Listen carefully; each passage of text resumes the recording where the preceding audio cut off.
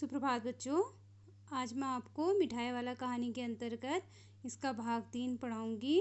इससे पहले मैंने आपको बताया था कि मिठाई वाला जो एक व्यक्ति था अपने समय में जो एक बहुत ही धनी व्यक्ति संपन्न व्यक्ति हुआ करता था, लेकिन दुर्भाग्यवश उसकी पत्नी और 2 बच्चों का देहांत हो गया था।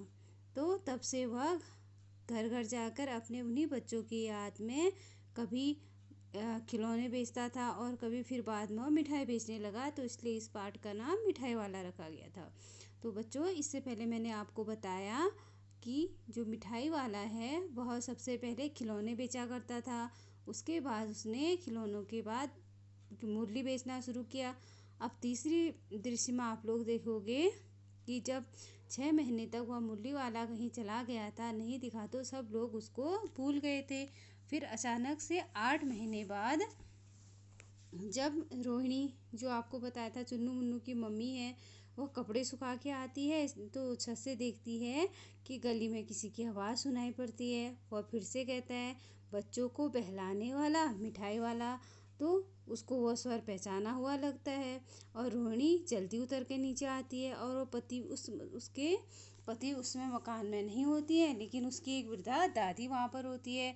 अब रोहिणी निकट टिकट कर ठहर कर बोलती है कि दादी, चुन्नू मुन्नू के लिए मिठाई लेनी है।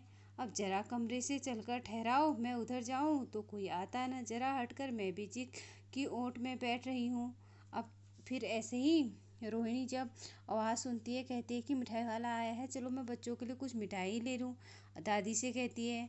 अब दादी बोलती है कि मैं भी जो चिक मतलब घूंघट होता है उसकी ओर में बैठी हूँ। अब दादी जैसे कमरे से बोलती है, अरे मिठाई वाला इधर आना। अब जैसे मिठाई वाले की आवाज़ सुनाई देती है, रोहिणी कहती है दादी माँ से कि बच्चों के लिए मिठाई लेनी है। तो दादी माँ जल्दी मिठाई वाले को बोलती है, अरे मिठाई वाले तुम इधर आना। अब मिठाई वाला निकट आ गया, बोला, कितनी मिठाई दूँ? ये नई तरह की मिठाइयाँ हैं, रंग बिरंगी, कुछ खट्टी, कुछ मीठी, कुछ जायकेदार, बड़े देर में मुँह में टिकती हैं, जल्दी नहीं खुलती, बड़े चाव से चूसते हैं। इन गुणों के सिवा ये खांसी भी दूर करती है। कितनी दूं? चपटी, गोल, पहलदार, काली गोलियां, पैसे की 16 देता हूँ। अब ऐसे मिठाई वाले को दादी बुलाती है, तो दादी, जो मिठाई वाला होता है, अपनी मिठाई की बड़ी तारीफ़ करता है। जैसे कि बच्चों, आप देखते हो कोई भी फेरी वाला हो या दुकानदार हो, तो वो अपनी चीज़ की बहुत ज़्यादा तारीफ़ करता है। हाँ, ऐसा वो क्यों करते हैं? क्योंकि वो ग्राहकों को अपनी ओर आकर्षित करना चाहते हैं कि वह उनकी चीज़ खरीदें। ऐसे ही यहाँ पे मिठाई वाला कर रहा है कि कह रहा है कि ले लो मेरी मिठाई, मीठी मिठाई तो कितनी रंग बिरंगी है, कुछ खट्टी भी है, मीठी भी है और जायकेदार अर्थात स्वादिष्ट भी है, और मुँह में रखते ही मुँह में टिकती नहीं, लोग अपने आप ही इसको खाने लगते हैं और बच्चे इसको चूसने लगते हैं। और मेरी मिठाई की खासियत ये है कि उससे खांसी भी नहीं होती है। अब बोलता है कि उसका दाम भी बता रहा है। मिठाई वाला कहता है कि मैं 1 पैसे की 16 दे देता हूँ। ये उस समय की बात है जब पैसों का मतलब कमी हुआ करती थी और लोग कम पैसों में ही सामान बेचा करते थे। अब दादी बोलती है कि 16 तो बहुत कम होती है, भला 25 दो। मिठाई वाला, नहीं दादी, अधिक नहीं दे सकता। अब दादी कहती है कि तुम 1 पैसे की 16 ही मिठाइयाँ दे रही है तो बहुत कम होती है, तुम कुछ ज़्यादा दे दो। लेकिन जो मिठाई वाला कहता है कि दादी नहीं नहीं, मैं ठीक दे रहा हूँ, इससे ज़्यादा और क्या दे सकता हूँ। अब रोहिणी, जो चुन्नू मुन्नू की मम्मी होती है, वो पास आती है, दादी काफ़ी सस्ता दे रहा है, ले लो, बोलती है। अब मिठाई वाला मिठाई गिनने लगता है, अब 2-4 पैसे दे दो, अच्छा 25 नहीं 20 दे दो। अब दादी माँ कहती है कि 25 नहीं 20 ही दे दो, मैं बूढ़ी औरत हूँ, मेरे से क्यों तुम इतना सौदेबाजी करते हो। और दादी अपने मतलब पोतले मुंह से, मतलब मुंह थोड़ा उसका, क्योंकि जो बूढ़ी हैं दादी तो मुंह थोड़ा सिकड़ा है, उससे मतलब मुस्कुराते हुए बोलती है। अब रोहिणी दादी से बोलती है कि दादी पूछो, शहर में और आए थे या पहली बार आए हो। अब जो रोहिणी होती है उसे मिठाई वाला पहचान वाला लगता है, इसलिए दादी से कहती है कि तुम इससे पूछ तो लो, ये इससे पहले भी शहर में आया है कभी। अब दादी ने कहा इससे पूछ, तो अब दादी दोहराने की चेष्टा करती है। मिठाई वाले ने उत्तर दिया, पहली बार नहीं, मैं तो पहले भी आया हूँ यहाँ पे।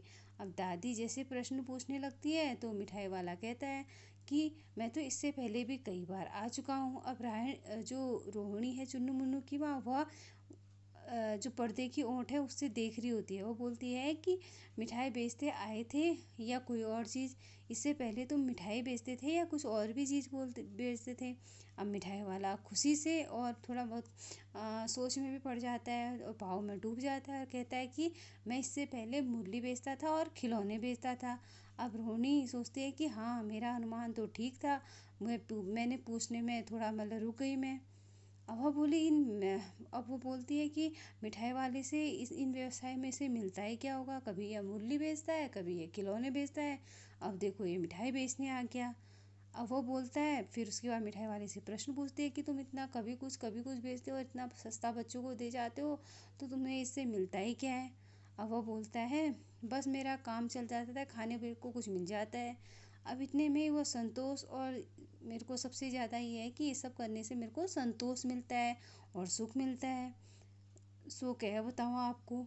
अब व्यर्थ की बातों की चिंता करूँ क्यों, ये सब चीज़ें तो व्यर्थ की हैं कि मैं मोल भाव ये क्या सोचूं कि इसको बेचने से मेरे को इतना मिल रहा है, ये सब चीज़ से ऐसा हो रहा है। अब इतने में क्या होता है, वो बहुत उत्सुकता से बोलते हैं कि तुम्हें ऐसा क्या हो रहा है।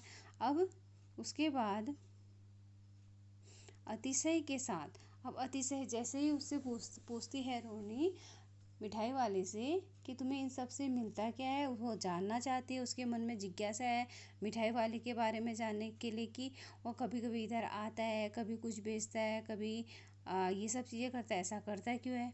अब मिठाई वाला अपने बारे में बताता है। वो कहता है कि एक समय में मैं शहर का बहुत ही प्रतिष्ठित आदमी हुआ करता था। बहुत ही प्रतिष्ठित का अर्थ होता है बहुत ही जाना माना, जो जिससे साधन संपन्न हो, बड़ा अमीर व्यक्ति हो, वो था कहता है। और वो बोलता अपने बारे में बताता है मिठाई वाला कि मेरे पास मकान था, व्यवसाय अच्छी मतलब व्यवसाय चलता था मेरा, गाड़ी घोड़े नौकर चाकर सब कुछ था मेरे पास, मेरी एक सुंदर सी बीवी थी, छोटे छोटे बच्चे थे, और मेरा घर परिवार इतना अच्छा था जैसे सोने का संसार होता है। और बाहर से संपन्न सब कुछ सभी कुछ था मेरे पास, सारे सुख संपन्न साधन थे। लेकिन अचानक से मेरे ऊपर वाले ने मेरे साथ इतना बड़ा मेरी दुर्गति करी कि मेरे बीवी बच्चे सभी लोग मतलब सबकी मृत्यु हो गई। अब ये जब दादी माँ उसकी इतनी मतलब दुख भरी बात सुनती है तो दादी माँ थोड़ा उदास हो जाती है, उनको बहुत ही बुरा लगता है। अब वह बोलता है कि दादी माँ, मैं यहाँ बच्चों की खोज में निकलता हूँ, इसीलिए मैं घर घर जाके खिलौने बेचता हूँ या और कभी मिठाई कभी मूली बेचता हूँ, क्योंकि मैं अपने जब इन बच्चों को देखता हूँ तो ऐसा सोचता हूँ कि कहीं ना कहीं मेरे बच्चे भी ऐसे ही होंगे, वो भी कहीं दूसरे जन्म में कहीं अच्छे से घर में जन्म ले चुके होंगे। अब इस तरह खूब सुख संतोष मिलता है मेरे को बच्चों के साथ खेल के। अब वह कहता है कि इस तरह के जीवन से कभी कभी मुझे उन बच्चों की झलक मिल जाती है, किसकी, अपने जो बच्चे उसके बिछुड़ चुके हैं, उससे दूर जा चुके हैं। अब ऐसा जान पड़ता है जब ये बच्चे हंसते खेलते हैं तो मेरे को ऐसा लगता है कि मेरे बच्चे हंसते खेल रहे हैं, पैसों की कमी थोड़ी ही है उसकी दया से, तो पैसे काफ़ी हैं। वो बोलता है मेरे मेरे को पास पैसे की कमी नहीं है, पैसे तो ऊपर वाले की कृपा से मेरे पास बहुत है, लेकिन मेरे पास वह सुख संतोष नहीं है जो मैं अपने बच्चों को देखकर मेरे को होता।